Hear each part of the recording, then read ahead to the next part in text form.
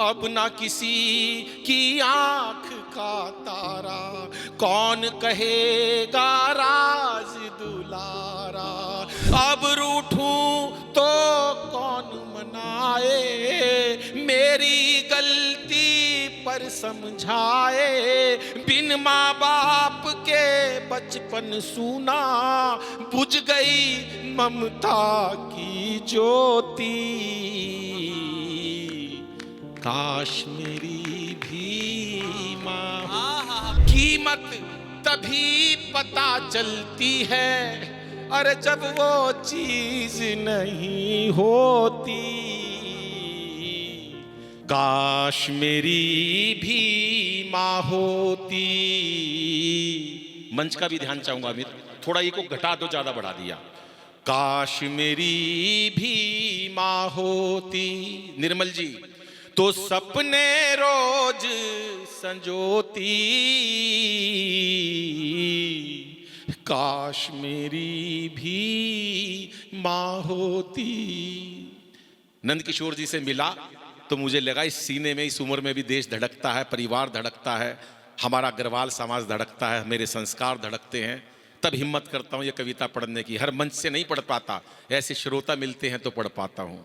काश मेरी भी माँ होती, अब ना किसी की आंख का तारा, अब ना किसी की आंख का तारा, कौन कहेगा राज दुलारा।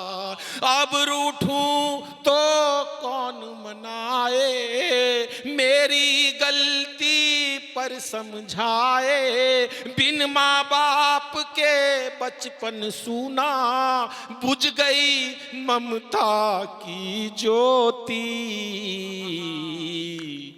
काश मेरी भी माँ। एक माँ ने तो अभी से आंखों पर हाथ रख लिया है, जैसे ये हमारा हिंदुस्तान है जो माँ बाप के लिए धड़कता है। वरना कोरोना का समय देखा साहब, मर गए वो लोग जो हॉस्पिटल में चले गए थे, जीवित रह गए वो लोग जिनके पास माँ थी, बहन थी, भाई था, परिवार था। ये मेरा हिंदुस्तान है। अमेरिका के पास होगी ताकत पैसों की, जापान के पास टेक्नोलॉजी की, चीन के पास व्यापार की, ये मेरा हिंदुस्तान है जिसे पे संस्कारों की ताकत है। इस ताकत को बचाने वाले महाराज जी, आपके चरणों में पंक्तियां रखता हूं।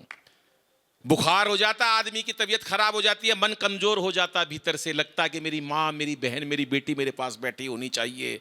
बच्चे के बुखार हो जाता है, पापा काम पर गए हैं, तो अगर दृश्य प्रस्तुत किया हो तो आपकी फिर तालियां चाहता हूं, सुनिएगा साहब। कि कल जब मुझको ताप ने घेरा, कल जब मुझको ताप ने घेरा, तो भर आया पागल मन मेरा।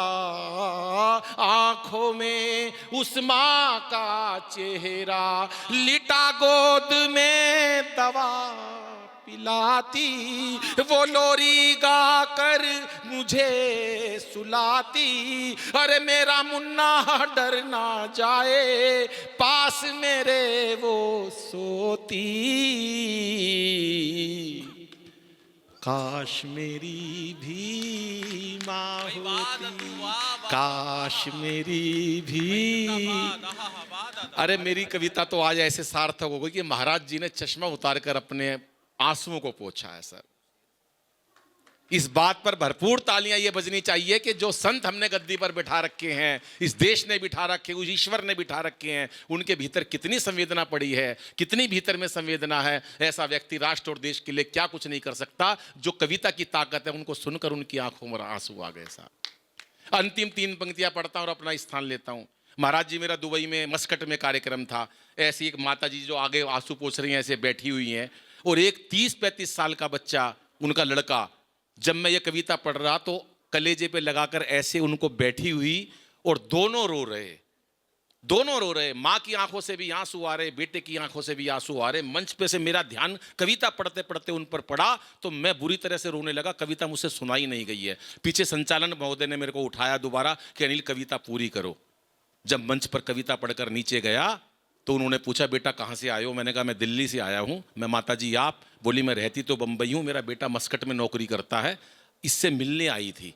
कवि सम्मेलन में आई, और ये कविता सुनी तो मेरा वात्सल्य जाग गया, मेरी ममता जाग गई। बेटा जियो, खूब आशीर्वाद है, और इस प्रकार की कविता मंचों पर पढ़ा करो। महाराज जी आपके चरणों में अंतिम 3 पंक्तियां पढ़ता हूं। पूछा उस बेटे ने कैसे आजकल माँ बाप का फर्ज अदा करें। मैंने कहा कोई ऋण चुका ही नहीं सकता माँ बाप का, धरती पे कोई इंसान ऐसा नहीं हो जो माँ बाप का ऋण चुका देगा, ये कभी कोई कल्पना ही नहीं कर सकता। लेकिन करना है तो थोड़ा इतना काम कर लो, माँ बाप के सबको माँ बाप को जाना है। सौभाग्यशाली हैं वो लोग जिनके माता पिता हैं। मेरी माता पिता बहुत जल्दी चले गए, मैं भीतर से बहुत भावुक हूँ, इसलिए कई बार ये कविता पढ़ते पढ़ते बहुत भावुक हो जाता हूं, आंखों से आंसू भी निकल जाते हैं। मैंने उससे कहा अगर इस कलयुग में ज्यादा कुछ नहीं कर सकता तो 3 काम जरूर कर ले। जब घर से निकले तो माँ बाप से बोल कर जाया कर मैं काम पर जा रहा हूं, और जब वापस आया करे तो एक बार उनके पास बैठ जाया कर। उनकी दुआओं से तुम जिंदा बचकर घर पर आते हो। लेकिन हमारी आदत बन गई साहब, हम काम पर जाते हैं सीधे बेडरूम में चले जाते हैं, माँ बाप की आंखें निहारती रहती है मेरा बेटा मेरे पास बैठेगा। अरे इतना कर दो यही बहुत है। और दूसरा, माँ बाप की अपनी सामर्थ्य और उनकी आवश्यकता अनुसार उनको पैसा दो, कभी हाथ ना पसारना पड़े। मैं देखता हूं यहां बहुत सारे धनाढ्य कहते हैं माँ ये मकान तेरे नाम है, पिताजी तुम्हारे नाम है, तुम्हें क्या करना है, सब कुछ तुम्हारा है। नहीं, माँ बाप को कभी हाथ पसारने की जरूरत ना पड़े, उससे पहले उनके हाथ पर उनकी आवश्यकता अनुसार पैसे रख देना चाहिए, चाहे कितना भी आप धनवान हो। और नंबर तीसरी बात जो आजकल के बच्चों में है, मोबाइल चलाना आ गया, कार चलाना आ गया, कंप्यूटर चलाना आ गया, माँ बाप से उल्टा बोलते हैं तुमको क्या पता मम्मी पापा, बड़ा जी दुखी होता है। इतने काबिल मत बनो, इतने काबिल मत बनो कि माँ बाप को नाकाबिल समझो। दोस्तों उन्होंने किस स्थिति में आपको काबिल बना दिया ये उनका दिल जानता है। आप तो काबिल होते हुए भी नाकाबिल हो गए जो माँ बाप से ऊंचे स्वर के बात करते हो। अंतिम 3 पंक्तियां पढ़ता और अपना स्थान लेता हूं कि मात पिता अनमोल खजाना, मात पिता अनमोल खजाना। नंद किशोर जी, मात पिता अनमोल खजाना, इनका प्यार ना कभी भुलाना, कष्ट यदि तुम पहुंचाओगे तो याद करोगे पछताओगे, कीमत तभी पता चलती है अरे जब वो चीज नहीं होती। काश मेरी भी माँ होती, वो सपने रोज संजोती।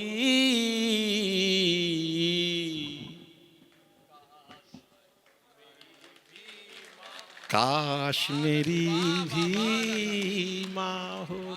चरणों में नमन, बहुत बहुत आभार, धन्यवाद, नमस्कार।